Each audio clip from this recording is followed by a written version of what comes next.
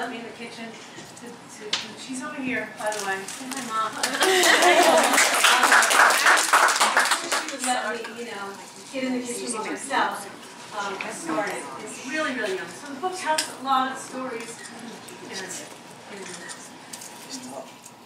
So the book has a lot of stories of what desserts mean to me, and a lot of where they came from, a lot of how I created some of these desserts. Some of them are family recipes that I've changed up, adapted over time.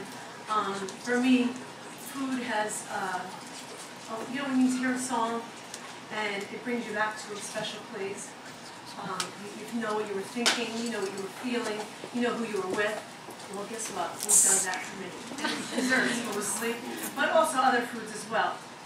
And I cook by season, so whatever, because that's the way my mother raised us, and that's the way she, you know, always kept the house, where whatever was in season, at its abundance, that's what she cooked. It makes sense, right?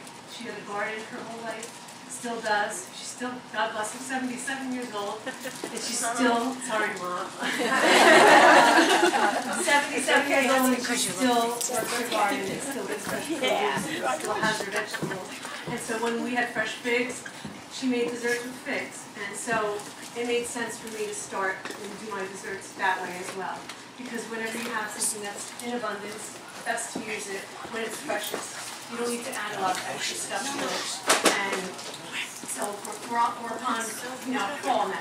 Well, it doesn't feel like fall really, but you know, we're upon fall, and here we are, we're gonna have fresh fish and apples and pumpkins, and I think of nuts because we always had a big plate of nuts because that's what we ate when we were kids. We didn't snack on chips or pretzels or anything like that. We always had either fruit or nuts or things like that, fresh stuff in the house. So that's what I start with. And so each food group, like apples, instead of just making apple pie, which I do have an apple pie recipe in there, I change it up. There's apple zeppoli with ricotta, there's caramel apple ravioli, there's regular apple pie, and then different things. And pumpkin, the same thing. So I hope you enjoy it. And then in the summertime, like today, it doesn't feel like fall at all, but nobody wants to bake. Nobody wants to get the oven hot. So I have things that you can make on a barbecue that are dessert. Because just because it's hot out, it doesn't mean that we don't want dessert, right? But all keeping with mini desserts. Because when you want dessert, you want it to be good. I don't take out the sugar. I don't take out the fat. I just make everything small. So you can indulge without feeling guilty at the same time. And the desserts are easily broken up, that you can make them a full batch, freeze some, save some for another day, or share them. Because that's what dessert's all about, sharing. Sharing is caring, right? And that's another way to show your love. So that's a little bit about the book. But again, there's a lot of family stories. My first encounter with making certain things. My first encounter with Zabagnon. There's a funny story in there about Rosie and I. It wasn't a pleasant one, but you know, it was Zabagnon, the first way I knew how to have it. And now I know it tastes better cooked. Rosie figured that one out for me. So there's little stories in there, pictures from my childhood, our family. I hope you enjoy it because all the desserts really came from my heart, and special places and special memories for me. There's different little desserts in there that I've incorporated my husband's heritage. He's from the Middle East, he's born in Lebanon, and so I have desserts that my mother-in-law taught me how to make, or I drew from their heritage, and I'm glad to introduce them to different people so they can try different things and see that they're just as delicious and fun, but also fun to make and fun to share. Does anybody have any questions? Questions? I'll let you guys talk. Bring any samples? I did. I'm so sorry. I was baking all day, but I didn't bring any samples. I'm sorry. I'm sorry it stopped. Yeah, she told me it stopped She was running home to bake things. Picking up all my supplies. Hi, good to see you. Still collaborating with that dessert company? Yes, I am. I'm in the process of expanding my dessert collection. I'm in the process of rebranding it as well.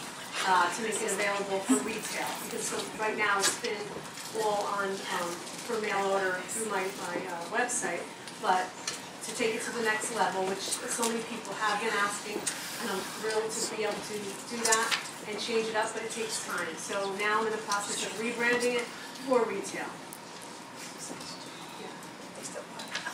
Anyone else? Don't be shy. Please ask away. Yes? What's your favorite recipe in the book? You know, I get that all the time.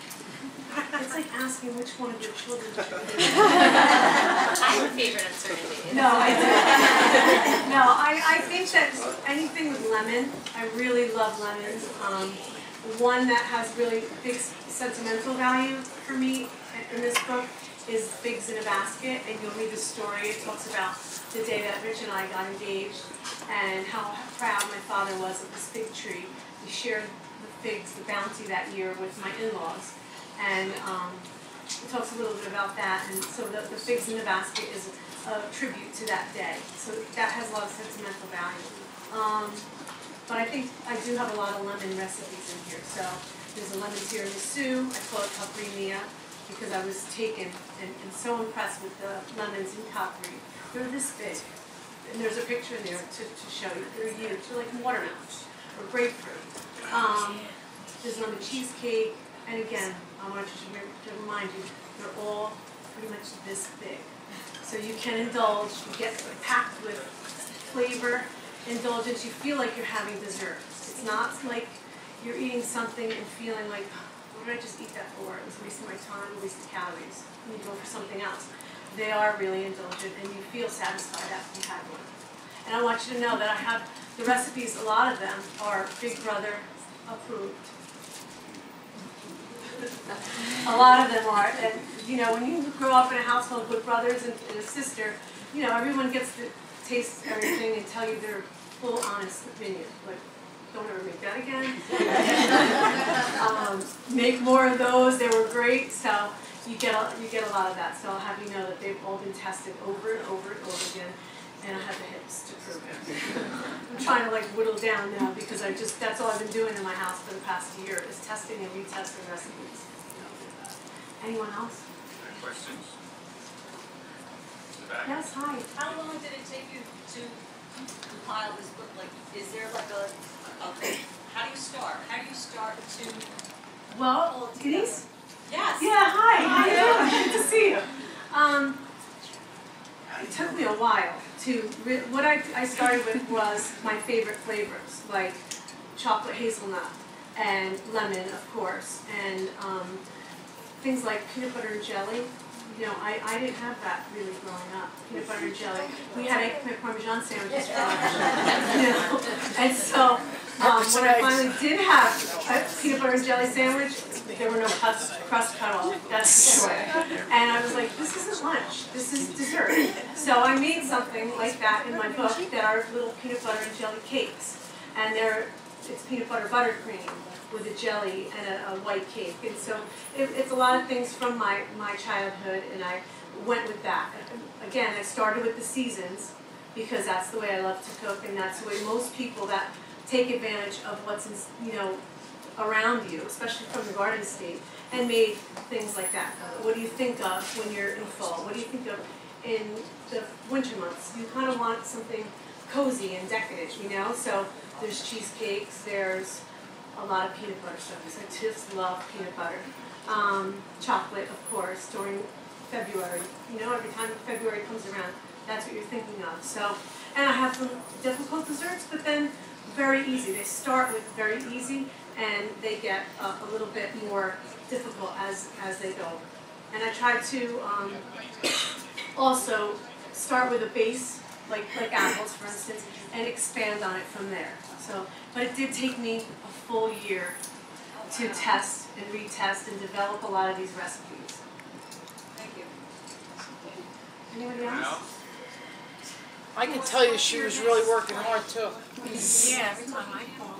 Oh, that would be great. You know, that would be a lot of fun because it's something that I love to do, and I love to teach as well. So if I can do that, that would be a great thing to do. But right now, I'm enjoying this part of it, and I'm enjoying getting to meet everyone that comes out to these signings, and just even at the mall, you know, people come up and say some really nice things, and that's a pleasure to me. I also would like to start on my next, which I have already started writing my next book, and it's probably going to be all appetizers in small plates, because I don't like main course. I like appetizers and I like dessert. I don't really bother with main. I do make main courses, but I prefer to pick. So that's probably my next one. Not lately, you haven't been making it.